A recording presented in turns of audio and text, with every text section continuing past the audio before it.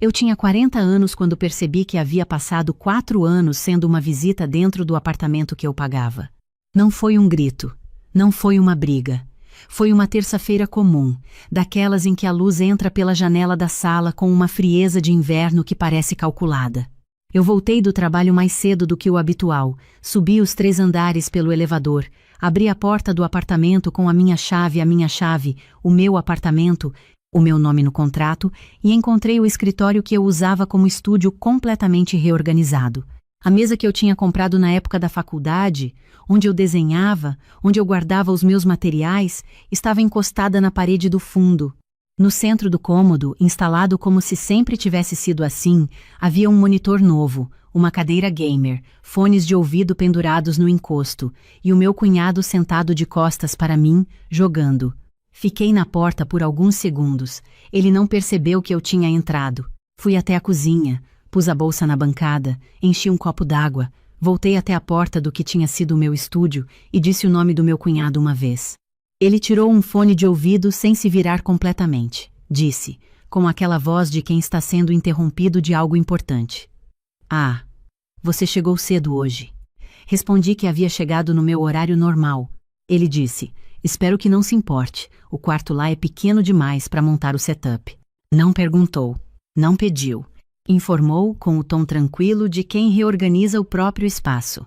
Fiquei parada olhando para a minha mesa empurrada contra a parede, para os meus materiais de trabalho jogados num canto, para a caixinha de madeira com os lápis de cor que minha avó tinha me dado quando eu tinha 9 anos e que eu carregava em cada mudança, desde então, largada em cima de uma pilha de papéis como se fosse qualquer coisa. Não disse nada. Peguei a caixinha, levei para o quarto, coloquei na gaveta da minha mesa de cabeceira. Sorri para nada, para o corredor vazio. Não era o sorriso de quem concorda. Era o sorriso de quem acabou de entender exatamente o que precisa fazer. Deixa eu te contar desde o começo, porque essa história não começa naquele corredor. Ela começa 5 anos antes. Quando eu tinha 35 anos, estava trabalhando como designer gráfica numa agência pequena em Curitiba e morando num apartamento que eu tinha comprado sozinha no bairro Água Verde, antes mesmo de conhecer meu marido. 2 quartos, sala com bastante luz, uma varanda pequena onde eu colocava plantas e passava as manhãs de sábado com café e livro. Era o apartamento que eu tinha escolhido com os meus critérios, no meu ritmo, sem pedir opinião de ninguém. Conheci meu marido numa exposição de design de produto no centro cívico. Ele era engenheiro, trabalhava numa construtora, falava com aquela segurança pausada de quem está acostumado a ser ouvido. Nos 6 meses seguintes, nos vimos com uma regularidade que foi se tornando hábito e depois necessidade. Quando casamos, a decisão natural foi morar no meu apartamento. Era maior do que o dele, estava quitado, ficava bem localizado, fazia sentido. O que não fiz foi colocar o nome dele no contrato. Não por desconfiança, nunca foi isso. Foi preguiça de cartório, foi aquela certeza de casados jovens de que certas formalidades são desnecessárias entre 2 pessoas que confiam uma na outra. Ele também nunca pediu. A vida foi. O meu cunhado apareceu no 2º ano de casamento. Tiago tinha 28 anos. Era irmão mais novo do meu marido. Tinha acabado de terminar um relacionamento longo. E, segundo meu marido, estava passando por um momento difícil. A proposta foi apresentada numa sexta-feira à noite, com aquele jeito que certas propostas são feitas quando alguém já tomou a decisão e está apenas avisando.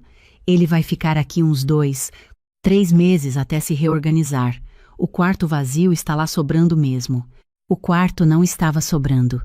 Eu usava como estúdio de trabalho havia 2 anos.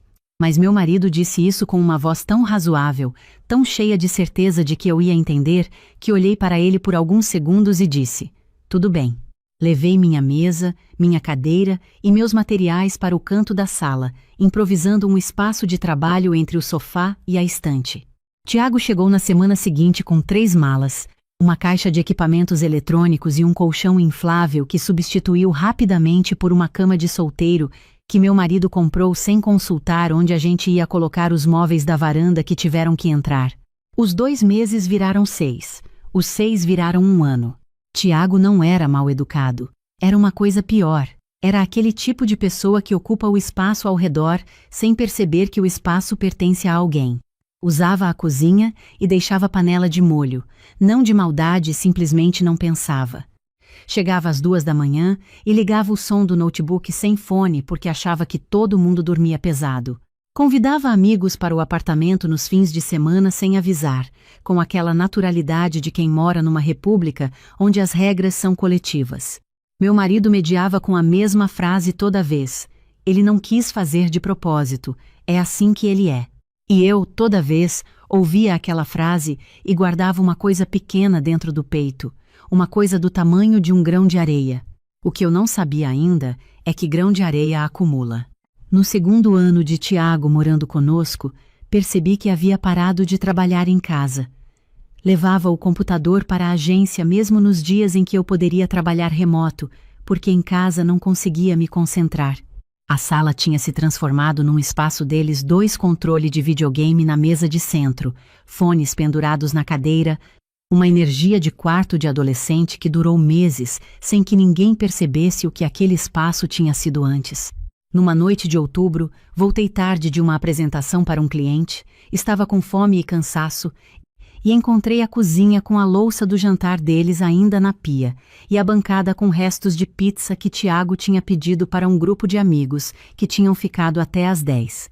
Meu marido estava dormindo. Lavei a louça sozinha, limpei a bancada, fiz ovos mexidos para mim às 11 da noite em pé, encostada no fogão. Naquela noite, enquanto comia de pé, olhei ao redor para a cozinha que era minha, para o apartamento que era meu, e tive uma clareza que chegou sem aviso. Eu não me reconhecia mais naquele espaço. Foi nessa noite que comecei a entender o que minha avó quis dizer quando me ensinou que toda mulher precisa de um lugar no mundo que seja só dela, não compartilhado, não cedido, dela. Minha avó era costureira. Criou 4 filhos numa casa pequena em Ponta Grossa, com um marido que trabalhava no turno da noite e dormia de dia. O único espaço dela na casa era uma cadeira no canto da sala, com uma caixinha de madeira com os materiais de costura. Ninguém sentava naquela cadeira. Ninguém tocava na caixinha. Não porque existia uma regra declarada, porque era dela. Todo mundo na família entendia isso de um jeito que não precisava de explicação. Quando ela morreu, me deixou a caixinha. Eu tinha 9 anos. Não sei costurar, mas carrego a caixinha em cada mudança, porque ela é o tipo de coisa que você carrega quando entende o que ela representa.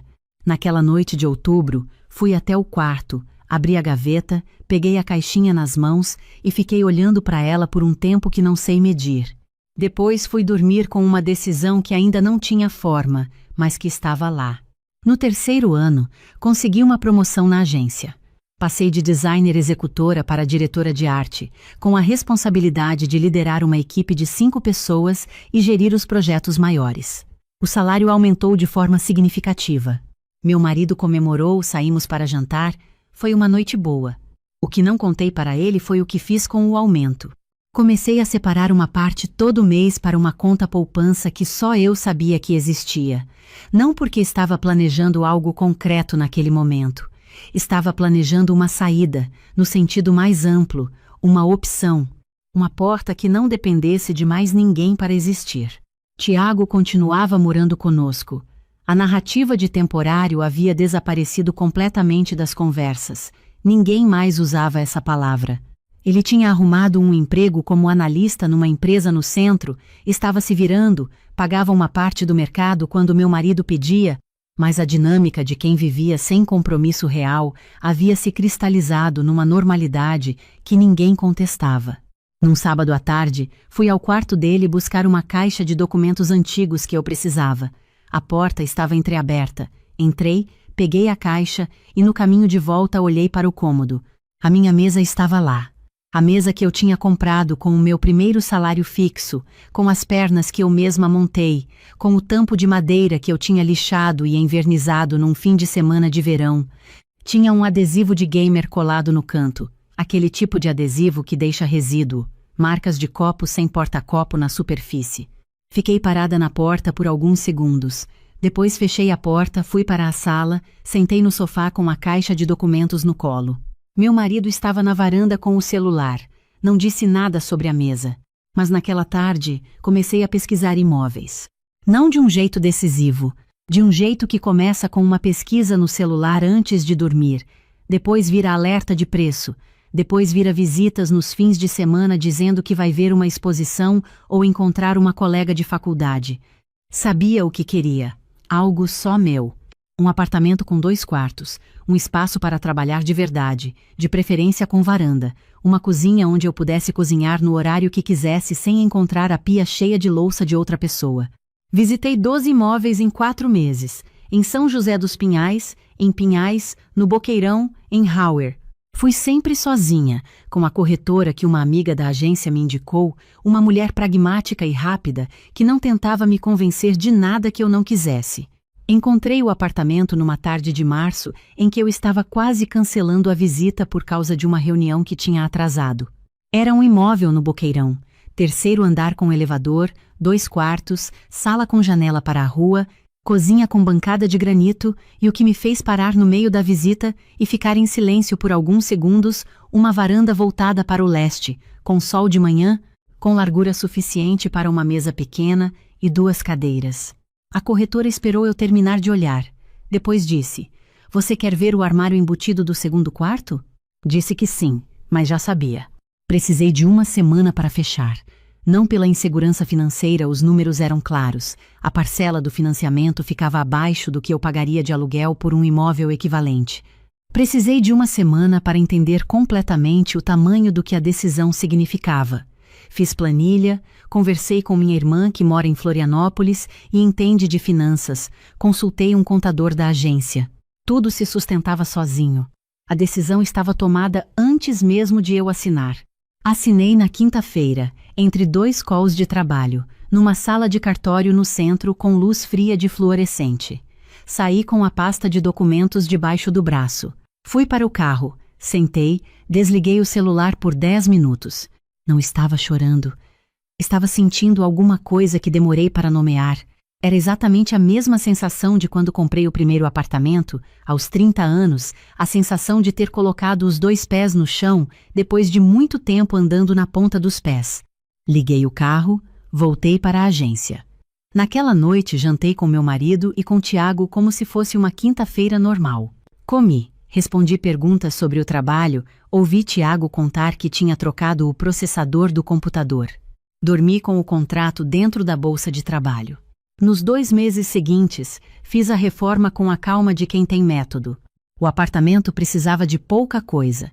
Pintura completa, porque o dono anterior tinha um gosto de cor que eu não queria carregar. Um novo chuveiro no banheiro. A bancada da cozinha que a corretora confirmou ser de boa pedra, mas precisava de polimento.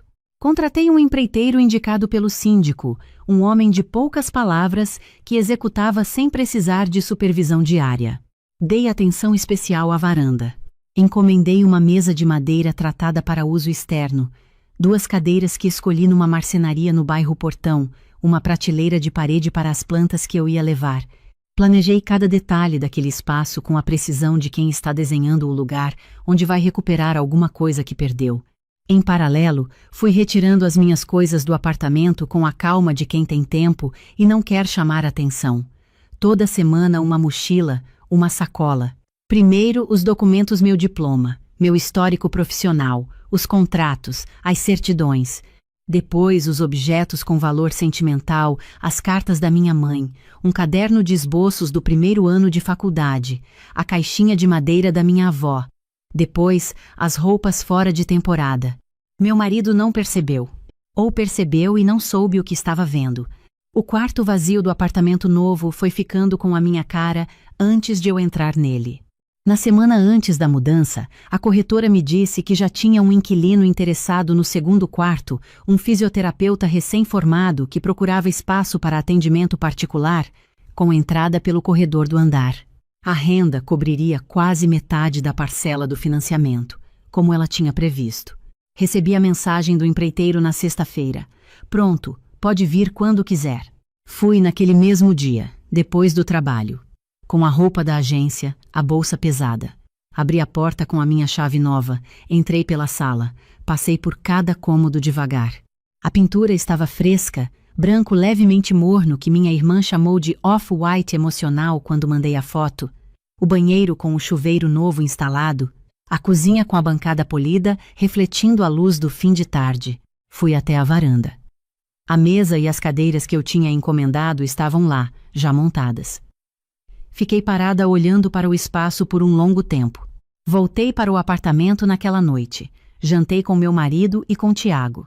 Tiago falou sobre uma série que tinha começado a assistir. Meu marido me perguntou se a semana tinha sido pesada. Disse que estava normal. Fui dormir com a chave nova dentro do bolso da calça, pendurada no gancho da porta do quarto. No sábado da mudança, acordei às 7. Meu marido havia saído na sexta à noite para um aniversário de um amigo do trabalho em outra cidade. Voltaria só no domingo.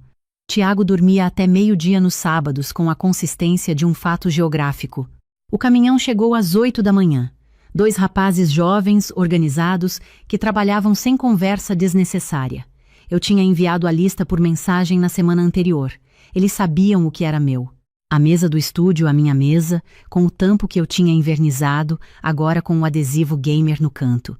Os equipamentos de trabalho, o monitor, o tablet de design, os itens de escritório, a estante de livros da sala.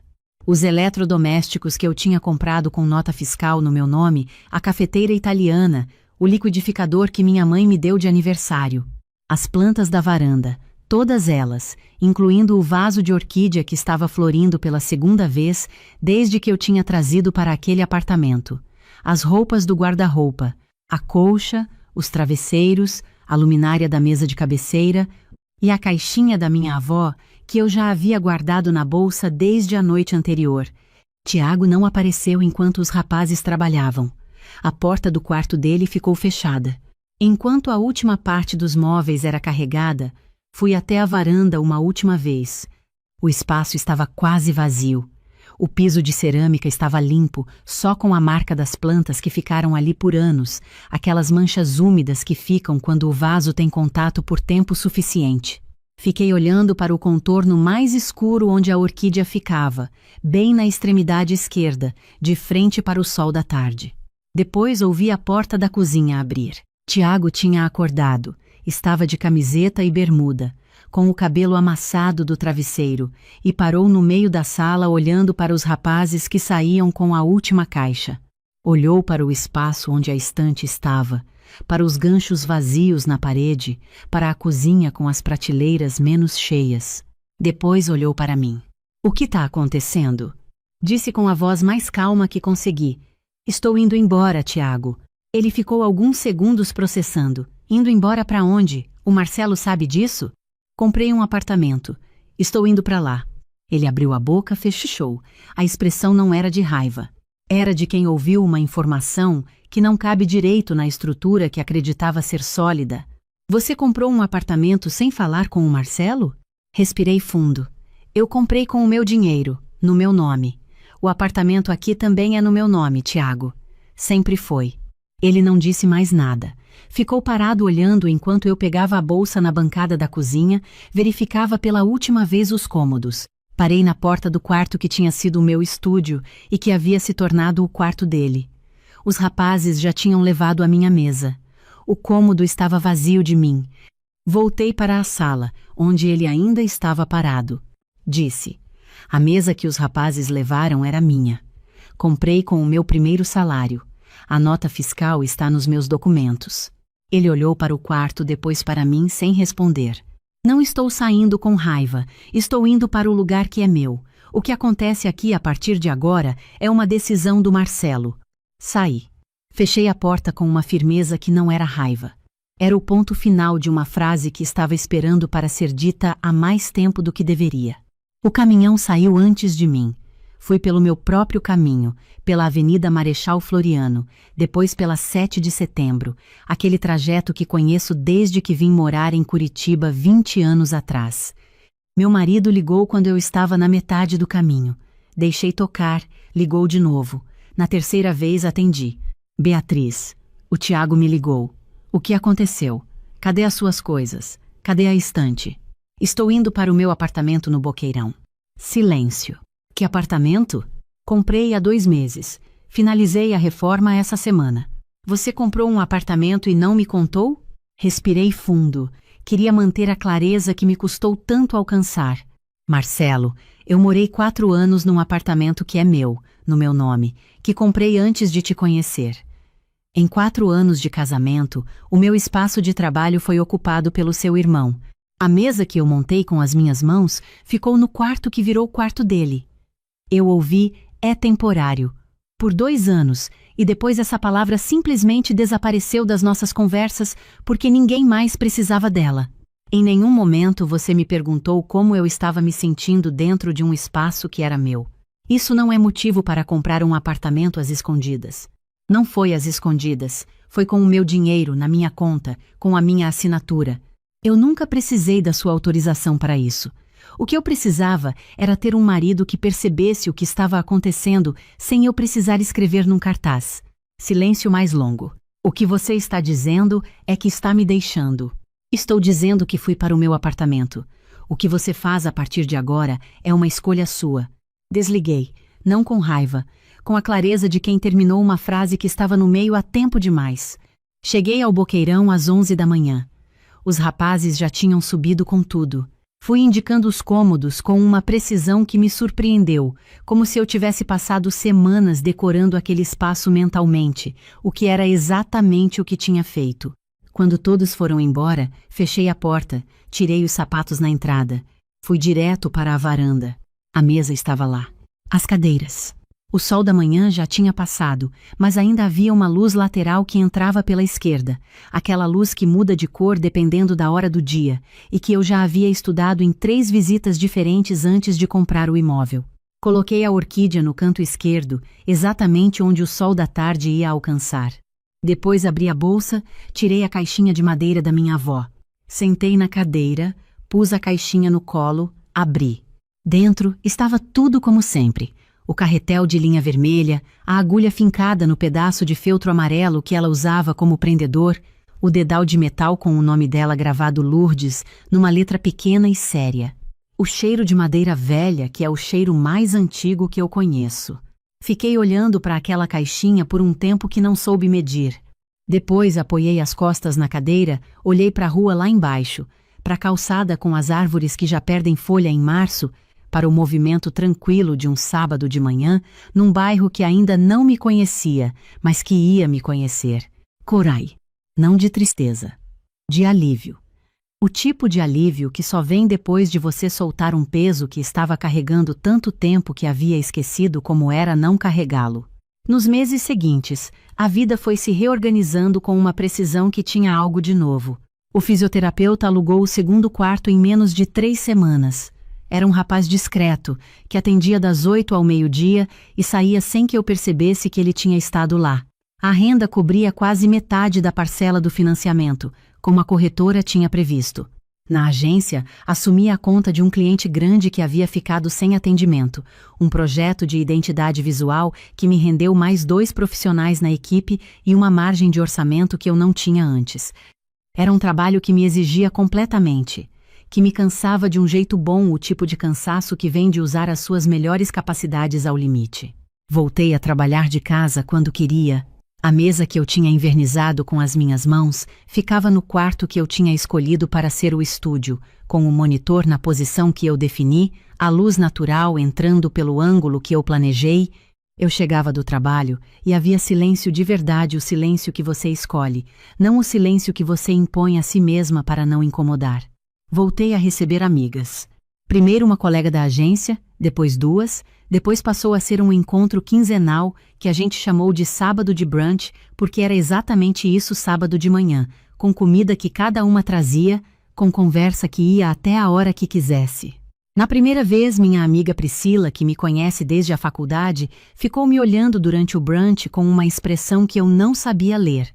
Quando as outras foram embora, ela ficou, lavou a xícara dela na pia da minha cozinha e disse, sem me olhar direto, "Beatriz, você está diferente." Perguntei como. Ela secou as mãos no pano de prato e me olhou. "Você está com a sua voz de volta. Eu não ouvia a sua voz assim faz tempo." Fiquei lembrando dessa frase por dias. Meu marido pediu para conversar 3 semanas depois que me mudei. Nos encontramos num café na Batel, lugar neutro, sem memórias compartilhadas. Ele veio com aquela expressão de quem não dormia bem, o que era provavelmente verdade. Disse que havia entendido coisas que não tinha entendido antes, que o Tiago já havia se comprometido a alugar um lugar próprio até o final do mês, que ele queria tentar de novo, de um jeito diferente, com limites que não havia sabido estabelecer antes. Ouvi até o fim. Depois disse: Marcelo, você tinha 4 anos para perceber o que estava acontecendo. Não precisava ser uma grande decisão, não precisava ser uma conversa difícil. Era só me perguntar como eu estava. Era só olhar para o espaço onde eu trabalhava e perguntar se eu estava bem ali. Em cada vez que você achou mais fácil não confrontar o Tiago do que perguntar o que eu precisava, você fez uma escolha. Eu não estou com raiva dessas escolhas, mas não tenho mais disposição para esperar por uma versão sua que talvez apareça depois que a situação já mudou. Ele olhou para a xícara. Não discutiu. Não houve uma segunda conversa. Tiago me mandou uma mensagem 15 dias depois. Era curta. Beatriz, acho que fui muito inconsciente de muita coisa. Desculpa. Respondi com o mesmo. Obrigada por isso. Guardei a mensagem com um respeito que não sei explicar completamente.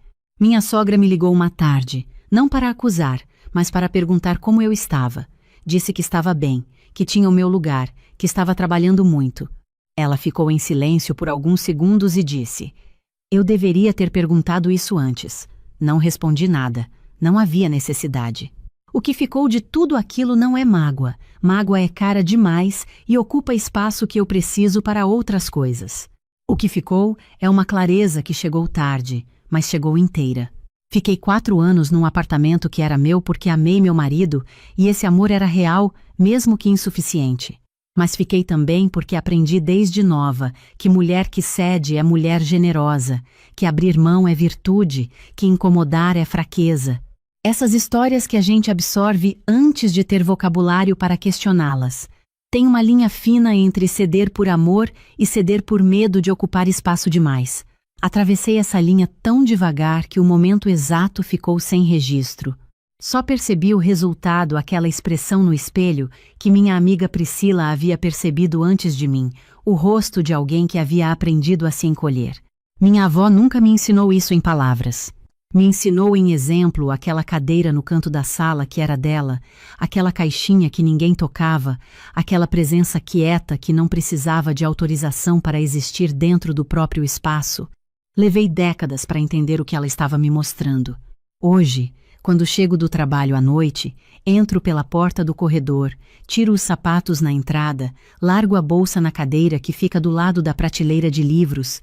Às vezes cozinho devagar, com música no volume que quiser. Às vezes peço comida e como no sofá com o capítulo que estiver lendo. Nos sábados de manhã, vou para a varanda com café antes que o sol mude de ângulo. Coloco os cotovelos na mesa, olho para a rua, para as árvores, para o movimento lento de um bairro que já me conhece de volta. A orquídea no canto esquerdo floriu pela 3ª vez desde que chegou aqui. Em cima da mesa do estúdio, do lado do monitor, a caixinha da minha avó fica com a tampa levemente aberta, como eu sempre deixei, porque gosto de ver o dedal de metal com o nome dela quando estou trabalhando.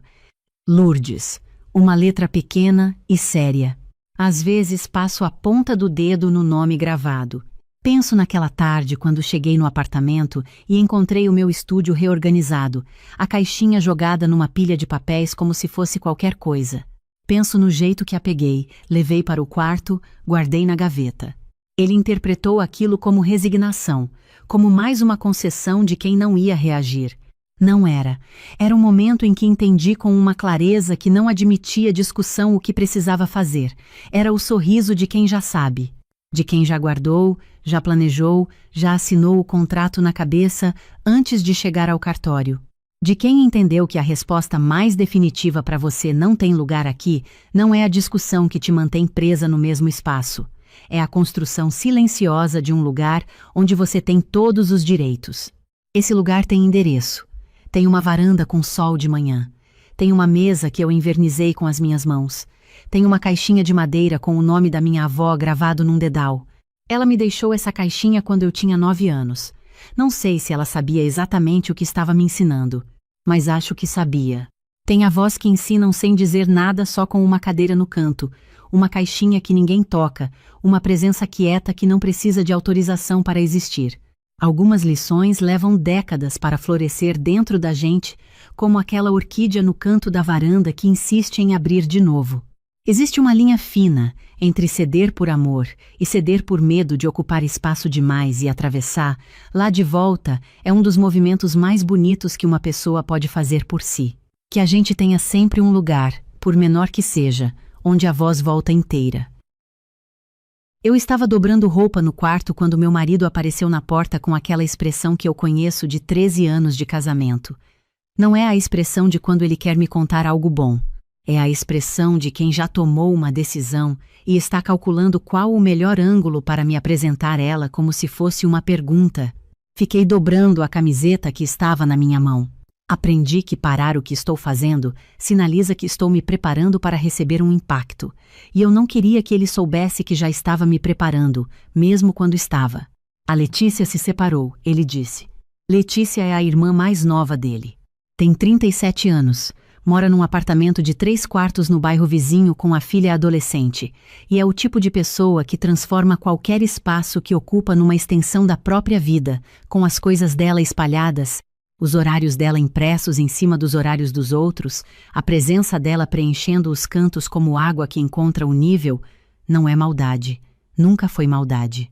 É que ela cresceu sendo a mais nova, a que chorava e os outros corriam, a que sempre teve alguém para absorver o que ela não conseguia absorver sozinha. Coloquei a camiseta dobrada na pilha, peguei a próxima. Quando? Semana passada. O Marcos saiu de casa. Ela está com a Giovana. Giovana é a filha dela. Tem 16 anos, cabelo comprido que ela prende de um jeito diferente todo dia, fone de ouvido que raramente sai dos ouvidos, e aquele jeito de adolescente de ocupar o sofá inteiro mesmo quando está sozinha nele. Dobrei mais devagar. E o apartamento deles? Meu marido encostou no batente da porta. Ele passou a mão no pescoço, que é o gesto que ele faz quando está chegando na parte que não quer dizer. O Marcos pagava o aluguel. Contrato no nome dele. Ela tem até o fim do mês para sair. Parei de dobrar. Olhei para ele. Ele olhou para a janela. Você já disse alguma coisa para ela? Eu disse. Não foi pergunta. Ele ficou em silêncio 1 segundo a mais do que devia. Disse que a gente provavelmente teria condições de ajudar por um tempo, enquanto ela se organiza. Provavelmente teria condições de ajudar. Larguei a roupa em cima da cama, fui até a janela, fiquei olhando para a rua lá embaixo. Era uma terça à tarde, o sol ainda estava alto, o tipo de tarde que não deveria ter peso nenhum, mas estava ficando mais pesada a cada palavra. Tenho 40 anos, tenho um filho de 11, uma casa de 3 quartos que a gente levou anos para comprar, e um trabalho como analista financeira num escritório que me exige concentração, prazos e a capacidade de separar o que é urgente do que é só barulho. A nossa casa tem uma lógica, tem horários de dormir, tem uma cozinha que eu organizo do jeito que funciona para mim, tem um quarto de hóspedes que é também onde eu guardo os meus documentos, as minhas pastas de trabalho, a caixinha de madeira que era da minha avó. Tem um ritmo que eu e meu marido construímos conversando e ajustando, peça por peça, ao longo de anos. E agora esse ritmo estava prestes a receber 2 pessoas que ninguém me perguntou se eu queria receber. Por quanto tempo, eu disse sem me virar. Ele achou que 1 semana seriam suficientes para ela se organizar, talvez 1 mês. Virei. Meu marido estava me olhando com aquela expressão de quem está torcendo para eu não fazer a pergunta certa. Eu fiz. Você disse que a gente provavelmente teria condições antes de me perguntar se eu queria ter condições. Ele abriu a boca. Fechou. Ela é minha irmã, Fernanda. Eu sei quem ela é. O que estou perguntando é se alguém considerou que essa é a minha casa também, antes de oferecer ela como solução. Ele ficou em silêncio. Eu conheço esse silêncio. É o silêncio de quem sabe que a mulher tem razão, mas está esperando que ela canse de ter razão antes que ele precise concordar em voz alta. Fui para a cozinha. Não bato porta. Não porque não queira, mas porque bater porta é entregar o que você está sentindo antes de terminar de entender o que está sentindo, e eu precisava terminar de entender primeiro. Esquentei água para um chá. Fiquei olhando para a chaleira como se ela fosse me dar uma resposta. 1 mês. Eu e a Letícia num espaço que a gente sempre dividiu em doses pequenas, visitas de fim de semana, jantares com hora para acabar, a Giovana usando o banheiro que o meu filho usa de manhã, A cozinha com duas lógicas tentando coexistir. O quarto de hóspedes, que é o único espaço da casa onde eu consigo trabalhar quando preciso levar coisa do escritório para casa, cedido para quem vai dormir lá sem saber que aquele espaço tem um outro uso que não é só cama. Peguei o celular. Liguei para minha amiga Cláudia. Cláudia tem 43 anos, é advogada, tem 2 filhos adultos e é a pessoa mais direta que eu conheço. Quando você termina de contar alguma coisa para ela, ela não pergunta como você se sente. Ela pergunta: o que você vai fazer? Contei tudo. Ela ficou em silêncio por uns 4 segundos. Você vai deixar? Ainda estou pensando. Fernanda. Ela disse meu nome do jeito que diz quando quer que eu preste atenção em mim mesma. Você sabe o que acontece quando você aceita sem colocar as condições na mesa desde o começo? Eu sabia. Tinha visto acontecer com minha vizinha quando aceitou a sogra por 1 mês e a sogra ficou 8. Tinha visto acontecer com minha prima quando deixou a cunhada entrar sem regras e 2 meses depois não reconhecia mais a própria rotina. O provisório se instala, cria raiz antes que você perceba. E aí arrancar dói em todo mundo. Dorme com isso, eu disse. Dorme, ela disse. Mas não acorda diferente do que você é. Desliguei. Fiquei olhando para o teto do quarto. O ventilador girava. Lá fora, uma criança gritava de brincadeira na rua. Fiquei pensando na Letícia. No fundo, eu não tenho nada contra ela como pessoa. Ela é engraçada, é presente com o meu filho. É o tipo de pessoa que manda mensagem para saber se você está bem, sem precisar de nada em troca. O problema nunca foi quem ela é. O problema é que quando ela entra num espaço, ela expande até onde o espaço deixar. E se o espaço não tiver limites claros, ela expande além, não por malícia, mas porque nunca aprendeu que o limite existe mesmo quando ninguém ergue a voz. Na manhã seguinte, depois de levar meu filho para a escola, passei pela padaria do bairro com tempo. Pedi um café, sentei numa mesa do lado da janela, abri o bloco de notas do celular. Comecei a escrever o que era fixo, o que era variável, o que precisava de atenção antes que elas chegassem.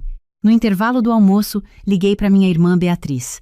Beatriz tem 35 anos, mora do outro lado da cidade, é professora e é a pessoa que, quando eu preciso de ajuda, não pergunta se eu preciso. Ela pergunta qual dia e qual horário. Contei tudo. Ela ficou quieta por um momento. O que você está planejando fazer? Eu contei o que estava planejando. Ela ficou em silêncio por 2 segundos. Posso pegar o Davi nas segundas e quartas à tarde? Só se você puder de verdade. Ele é meu sobrinho. Manda o horário. Voltei para o trabalho com a cabeça mais organizada. À tarde, com 20 minutos entre uma reunião e outra, abri o site de uma escola de pilates perto de casa. Eles tinham aulas nas segundas e quartas, das 19h às 20h15. Me matriculei, paguei 1 mês adiantado. Se eu fosse ter menos silêncio dentro de casa, eu precisava garantir silêncio em outro lugar. A segunda coisa foi reorganizar mentalmente o quarto de hóspedes. A cama ia ficar, o guarda-roupa ia ficar, mas a mesa pequena onde fico com meu computador nos fins de semana, as pastas, a caixinha da minha avó, essas coisas iam para o nosso quarto antes que a Letícia chegasse, não como protesto, como prevenção. A terceira coisa foi mandar mensagem para o grupo das minhas amigas de faculdade, que existe há 12 anos, mas que a gente usa de verdade só quando precisa. Perguntei se ainda estava de pé o combinado do cinema que a gente ficava adiando fazia 3 meses. 4 responderam em menos de 5 minutos. Quando busquei meu filho na escola, ele me perguntou se a tia Letícia e a Giovana iam mesmo morar com a gente. Como você sabe disso? Eu disse. Papai me contou. Respirei fundo. Então meu marido tinha contado para o meu filho antes de terminar de resolver com a minha participação. Guardei esse dado para mais tarde. Por um tempo, eu disse, mas a nossa rotina continua a mesma. Ele assentiu. Voltou a olhar pela janela do carro. Depois perguntou, a Giovana vai dividir o banheiro comigo? É possível. Por quê? Ela demora muito. Tratei de uma coisa de cada vez. Naquela noite, depois que meu filho foi dormir, me sentei na sala com meu marido e disse, preciso te contar algumas coisas antes da Letícia chegar. Ele colocou o celular na mesa. Me olhou. Respirei fundo. Não de nervosismo. do tipo de respiração de quem sabe o que vai dizer e só precisa de um segundo para dizer direito. A Letícia é bem-vinda aqui. Disse isso de verdade. Mas eu preciso que algumas coisas fiquem claras antes que ela chegue. Meu marido ficou quieto. Continuei. Primeiro, o quarto de hóspedes é o quarto dela, mas amanhã eu vou mover minha mesa, minhas pastas e as minhas coisas pessoais para cá. Se eu precisar trabalhar de casa, eu uso a mesa da sala. Mas eu preciso que ela saiba que aquele espaço tem uma função além de ser quarto e que eu posso precisar dele às vezes. Você conversa com ela sobre isso antes de ela chegar. Meu marido abriu a boca, eu continuei. Segundo, a rotina do Davi não muda. Horário de dormir, alimentação e tempo de tela. Não quero que a Letícia ou a Giovana, sem querer, comecem a abrir exceções porque são visita e querem agradar. Você fala com ela sobre isso. Ele estava me olhando com a expressão de quem está procurando onde está a briga nessa conversa e não está encontrando. Tem mais uma coisa. Me matriculei num Pilates. Segundas e quartas à noite. A Beatriz pega o Davi nesses dias. Isso não é pedido de permissão, é aviso. Quando você fez tudo isso? Hoje. Mas você disse que ia pensar. Pensei. Isso é o resultado. Ele ficou em silêncio por um momento. Por que você não me contou enquanto estava organizando? Deixei a pergunta ficar no ar. Por que você não me contou antes de oferecer a nossa casa? Ele olhou para o chão. Você dispôs do meu espaço sem me perguntar. Eu organizei o que precisava para manter o equilíbrio daqui. Me parece proporcional. Ele ficou quieto por um longo tempo. Depois disse: Você vai falar com a Letícia sobre essas condições? Algumas sim, quando for o momento certo. Outras você fala. Você é o irmão dela. Certas coisas saem melhor da sua boca do que da minha. Ele não respondeu logo. Depois assentiu devagar, do tipo de assentir que significa que a pessoa entendeu mais do que o que foi dito. Fui pro quarto. Dormi bem. A Letícia chegou numa quinta à tarde com a Giovana, 2 malas grandes, 3 sacolas de plástico, com coisas da cozinha que ela não quis deixar para trás, e aquele sorriso largo de quem está tentando demonstrar que está bem quando ainda não está. Os olhos dela tinham aquela cor de quem chorou bastante nos últimos dias e estava descansando entre um choro e outro. Meu filho foi correndo abraçar a tia. A Giovana e ele se cumprimentaram com aquela cerimônia de quem não se vê faz tempo, mas se conhece de sempre. Mostrei o quarto, onde ficava o banheiro que elas iam compartilhar com o Davi de manhã, o espaço no armário da área de serviço. Disse que o café da manhã era às 7, que o almoço cada um resolvia no próprio horário durante a semana e que jantar a gente tentava comer junto quando dava. Obrigada, Fernanda, a Letícia disse. Sério, eu sei que não é pouca coisa. É um período, eu disse. A gente vai se organizando. Ela assentiu com aquele jeito de quem está tentando não parecer aliviada demais, para não soar como se estivesse se instalando. Os primeiros dias foram de ajuste silencioso. Eu observava, não fiscalizava. São coisas distintas. Observar é entender onde as fricções vão aparecer antes que elas apareçam. Fiscalizar é esperar para punir. Não era isso que eu queria. Na sexta de manhã, a Giovana usou o banheiro por 40 minutos antes que meu filho conseguisse entrar. Ele chegou à escola no limite do horário. Quando a Letícia desci para café, eu disse: o banheiro de manhã tem fila. Davi sai às 7h20. A partir de amanhã, ou a Giovana usa antes das 7 ou usa depois que ele sair. A Letícia olhou para mim. Claro. Desculpa. Vou falar com ela. No dia seguinte, a Giovana desceu às 6h50. Anotei aquilo. Na segunda semana, a Letícia começou a procurar emprego de verdade. Saía de manhã para entrevistas, voltava no início da tarde, ficava no quarto com o computador. Às vezes eu ouvia ela ligando para alguém com voz de quem está tentando soar mais inteira do que está. Havia algo de corajoso naquilo. Na quarta da segunda semana, cheguei em casa do trabalho e a cozinha estava diferente. Não estava suja, estava reorganizada. O armário onde fico com as especiarias tinha as coisas em posições diferentes. A gaveta dos utensílios estava com outra lógica. A Letícia tinha passado a tarde arrumando porque queria ajudar, e para ela ajudar significava organizar do jeito que faz sentido para ela. Fui até o quarto dela, bati na porta. Ela abriu com um sorriso. Reorganizei um pouco a cozinha para ficar mais funcional. Respirei fundo. Eu ouvi. Mas a cozinha já tinha uma lógica que funciona para mim. Você pode usar à vontade, mas prefiro que não mude onde as coisas ficam sem me perguntar antes. Posso não achar o que preciso quando precisar. O sorriso dela diminuiu um pouco. Ela ficou com aquela expressão de quem fez algo com boa intenção e não estava esperando esse retorno. Eu entendo. Desculpa, vou desfazer. Não precisa desfazer tudo agora. Mas da próxima vez me pergunta antes. Ela assentiu. Desci. Não havia clima ruim. Havia clareza, que é diferente de frieza. Naquela noite, meu marido me encontrou na cozinha depois do jantar. A Letícia me disse que você foi um pouco seca com ela hoje. Enxuguei as mãos no pano, olhei para ele. Fui direta. São coisas diferentes. Ele ficou me olhando. Ela reorganizou a minha cozinha sem me perguntar. Eu disse que prefiro que ela pergunte antes. Não gritei, não fiz drama, só disse o que precisava ser dito. Meu marido ficou em silêncio. Se isso gerou desconforto, o desconforto tem uma função, eu disse. Ela vai lembrar na próxima vez. Ele saiu da cozinha sem responder. Fui para a cama. Na manhã seguinte, a Letícia me ofereceu café sem cerimônia. Eu disse que queria. A gente tomou juntas à mesa enquanto meu filho comia o pão. Não havia clima ruim.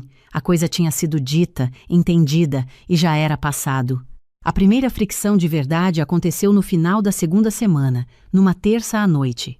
Eu estava numa reunião online importante com um cliente de fora do estado, câmera ligada, usando o canto da sala que uso quando preciso de uma call profissional em casa. Tinha avisado na véspera. Terça à noite, das 20 às 21h30. Reunião importante. Preciso de silêncio na sala e no corredor. Às 20h40, a Giovana e 2 amigos dela entraram no apartamento sem avisar.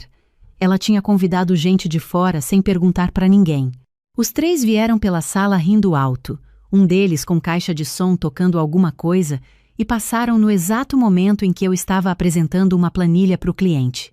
Levantei a mão para o cliente, pedi 1 minuto, coloquei no mudo. Me virei. A Giovana me viu e ficou branca. Não é o momento, eu disse com voz baixa e clara. Vocês precisam sair da sala agora e ficar em silêncio até eu terminar. Eles foram para o quarto da Giovana em menos de 30 segundos. A caixa de som sumiu. Voltei para a reunião. Terminei no horário. Quando a reunião acabou, fui até o quarto da Giovana e bati na porta. Ela abriu. Os amigos estavam lá ainda. Convidado precisa de autorização para subir, eu disse diretamente para ela. Não para qualquer pessoa, mas para ela. Você morava noutra casa com outras regras. Aqui, você fala comigo ou com o meu marido antes, tudo bem? Ela olhou para o chão. Tudo bem, desculpa. Voltei para a sala. Meu marido estava lá. Você foi grossa com ela. Fui direta, eu disse. Se você tivesse visto a expressão do cliente quando 3 adolescentes entraram rindo na minha reunião, talvez entendesse. Ele é a filha da minha irmã, Fernanda. Eu sei quem ela é. E ela vai aprender que a casa tem regras, não porque eu queira punir ela, mas porque ela vai morar no mundo inteiro a vida dela, e o mundo tem regras que ninguém vai suavizar por ela ser jovem. Meu marido ficou em silêncio por um tempo. Depois disse, você não poderia ter esperado os amigos irem embora para falar? Pensei por um segundo, poderia. Mas ela precisa entender que o momento importa. Ela escolheu o momento dela. Eu escolhi o meu. Ele saiu da sala. Eu fui para o quarto. Dormi bem, o que surpreende sempre quando à noite teve algum atrito. Na manhã seguinte, a Giovana desceu para café mais cedo do que o normal.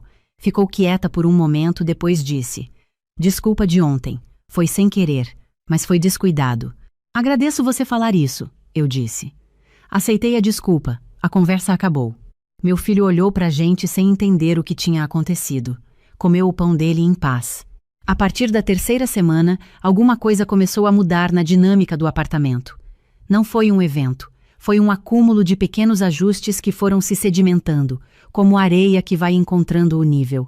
A Letícia passou a avisar quando ia cozinhar algo que usaria a cozinha por mais de meia hora. Passou a perguntar antes de reorganizar qualquer coisa, mesmo pequena. Passou a manter o banheiro como encontrava, o que na primeira semana não era o caso. A Giovana passou a mandar mensagem antes de convidar alguém. Passou a usar fone de ouvido quando estava na sala. Passou a ocupar menos espaço não porque alguém mandou, mas porque entendeu que o espaço não era dela sozinha. Nada disso veio de sermão. Veio de um limite que estava claro desde o começo e que não se moveu nenhuma vez que alguém, sem perceber, tentou empurrar. Meu marido percebeu antes de eu comentar. Você não brigou com elas nenhuma vez, ele disse numa noite em que a gente estava na varanda depois que o Davi foi dormir. Não precisei brigar. Como você fez isso? Olhei para ele. Fui consistente. Toda vez que uma linha foi cruzada, eu disse. Não depois de 3 vezes. Não depois de engolir até transbordar. Da primeira vez. Sem drama, sem acúmulo. Só a informação de que aquilo não funcionava para mim.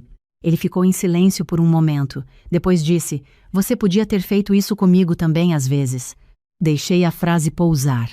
Aprendo devagar, eu disse, mas aprendo. A virada de verdade aconteceu numa sexta à noite que eu não estava esperando. Eu estava na cozinha preparando uma xícara de camomila quando a Letícia entrou, ficou encostada na geladeira, cruzou os braços com aquele gesto de quem está segurando alguma coisa faz tempo. Posso te falar uma coisa? Pode.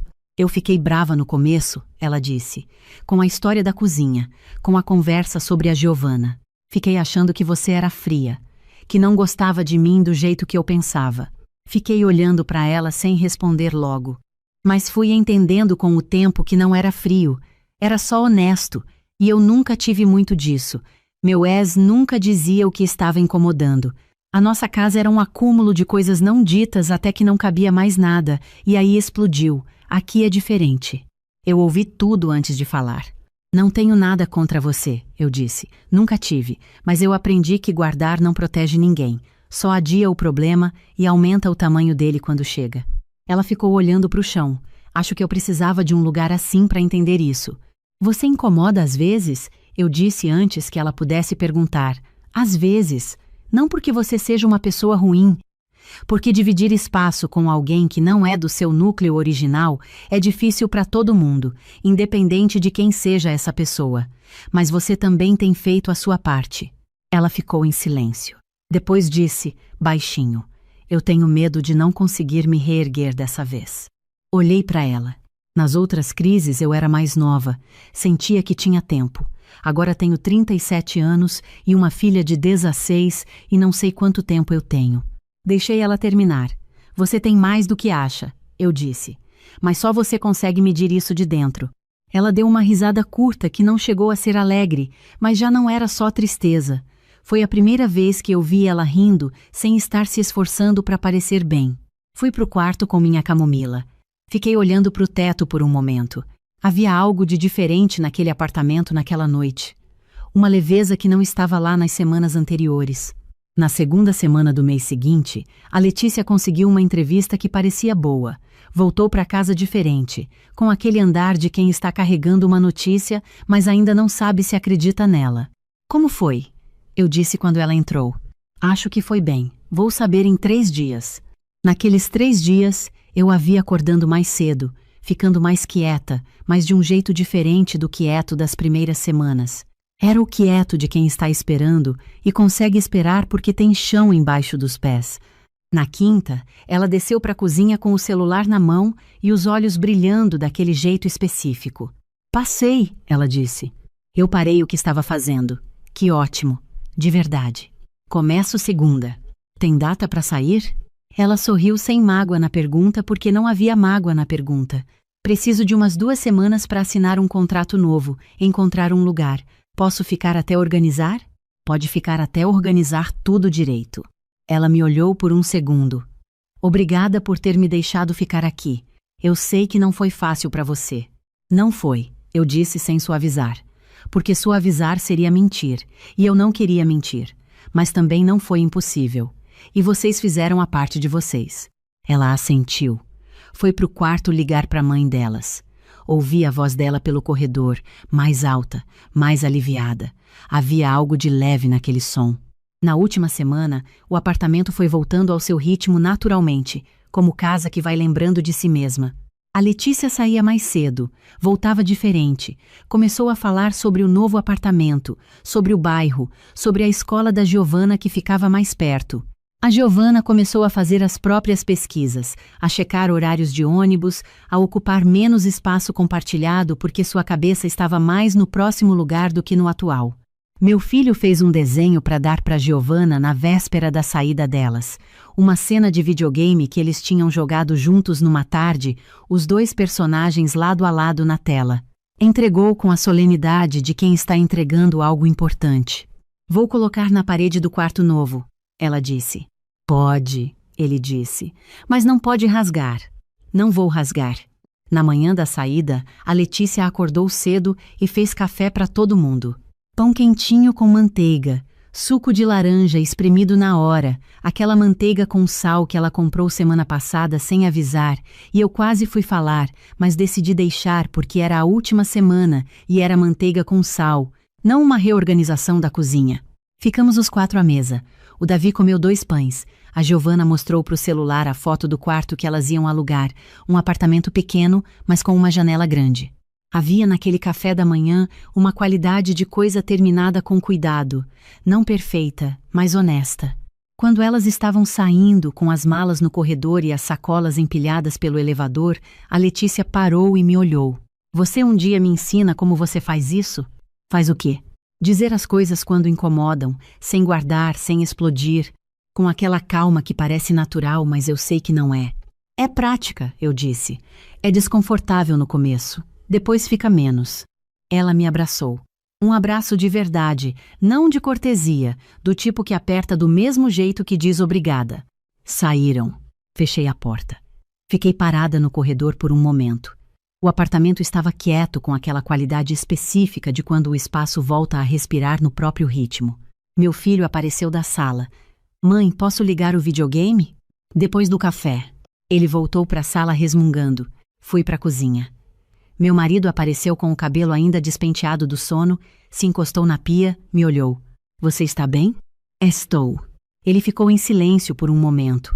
Depois disse, eu não sabia que você carregava tanta coisa antes disso tudo. Virei para ele. Não é que eu carregava, é que eu não sabia que podia não carregar. Achava que ser boa esposa, boa anfitriã, boa cunhada, significava absorver o que os outros precisavam da forma que eles precisavam, sem reclamar, sem condição. Que o meu desconforto era problema meu, não problema de quem causava. Ele ficou me olhando. E agora? Ele disse. Agora eu sei que não é generosidade ceder o que não foi pedido que você cedesse. É só um hábito antigo que aprendeu a se chamar de bondade. Ele ficou em silêncio por um tempo comprido. Depois disse, você vai continuar com o Pilates depois que isso tudo passar? Sim, pelo menos uma vez por semana. Ele hesitou. Posso ir junto algum dia? Olhei para ele. 13 anos, e ele ainda consegue me surpreender quando escolhe. Pode, eu disse. Mas você vai ter que comprar um tapete. Ele deu uma risada. Uma risada de verdade, não de educação. Fui até a janela. Abri mais para entrar vento. A manhã estava clara, aquele tipo de manhã que parece lavada antes de qualquer coisa acontecer. Fiquei pensando em tudo que tinha custado chegar até aquela manhã com aquela leveza. Não só as semanas da Letícia e da Giovanna, os anos antes, as vezes que eu disse que estava tudo bem quando não estava. As vezes que eu recolhi o meu espaço para todos cabermos dentro do que eu supunha ser esperado de mim, os sorrisos que dei quando não queria sorrir, as opiniões que engoli, as manhãs que comecei no limite porque nunca aprendi a proteger o que precisava ser protegido antes de chegar nele. Não virei outra pessoa. Não fiz nenhuma revolução. Só aprendi. Mais tarde do que devia, mas mais cedo do que nunca, que ocupar o espaço que é seu não agride ninguém. É só ser honesta sobre o que você precisa para continuar sendo quem você é. Tenho 40 anos, tenho um apartamento que cheira a café com manteiga com sal e tenho uma mangueira grande no jardim lá embaixo que balança quando faz vento. Tenho um filho que faz desenhos com solenidade e um marido que está aprendendo a fazer as perguntas antes de tomar as decisões. Tenho uma irmã que pergunta qual dia e qual horário e amigas que respondem em 5 minutos com emoji de coração. Tenho um tapete de pilates que está ficando com a minha forma de tanto uso. E tenho, finalmente, a clareza de que cuidar de mim não é egoísmo com boa desculpa. É o único jeito que conheço de ter alguma coisa real para oferecer a quem está do lado. Na semana seguinte, o apartamento voltou ao que é nosso. Meu filho fez o trabalho da escola na mesa da sala, com a língua para fora de concentração. Meu marido ligou para Letícia. Ficou 15 minutos conversando. Voltou com aquela expressão leve de quem falou o que precisava falar. Me contou que ela estava bem, que o novo emprego tinha começado bem, que a Giovana tinha colocado o desenho do Davi na parede do quarto novo como prometido. Ela disse que você é a pessoa mais difícil e mais justa que ela já conheceu, meu marido disse. Aceitei como elogio. Naquela noite, depois que meu filho foi dormir, fiquei na varanda com um chá. O jardim lá embaixo estava quieto. Meu marido veio sentar do lado com uma água.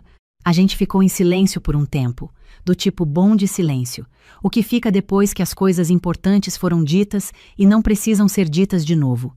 Me ensina mais dessas coisas que você aprendeu, ele disse depois de um tempo. Você já sabe, eu disse. Só precisa parar de achar que o conforto de todo mundo é mais importante do que o seu. Ele ficou quieto. Depois, como se aprende uma coisa assim? Olhei para a mangueira lá embaixo. Você para de esperar que alguém te dê permissão para ser quem você já é. A gente ficou lá por mais tempo, olhando para o jardim quieto, enquanto a noite fazia o que a noite faz quando você finalmente parou de brigar com ela.